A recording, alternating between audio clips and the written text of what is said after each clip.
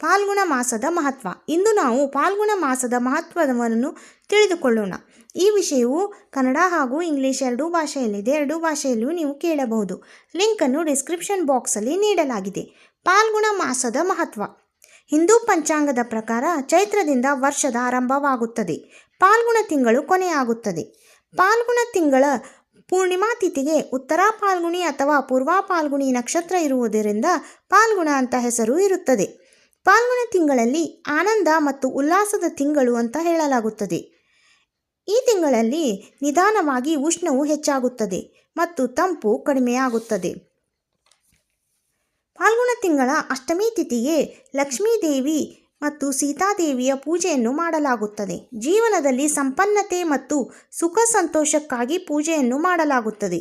ಫಾಲ್ಗುಣ ಕೃಷ್ಣ ಚತುರ್ದಶಿ ಶಿವನ ಆರಾಧನೆ, ಶಿವರಾತ್ರಿ ಬರುತ್ತದೆ. ಫಾಲ್ಗುಣ ತಿಂಗಳಲ್ಲಿ ಚಂದ್ರನ ಜನನವಾಗಿದೆ ಎಂಬ ನಂಬಿಕೆ ಇದೆ ಮತ್ತು ಚಂದ್ರನ ಉಪಾಸನೆಯನ್ನು ಮಾಡಲಾಗುತ್ತದೆ.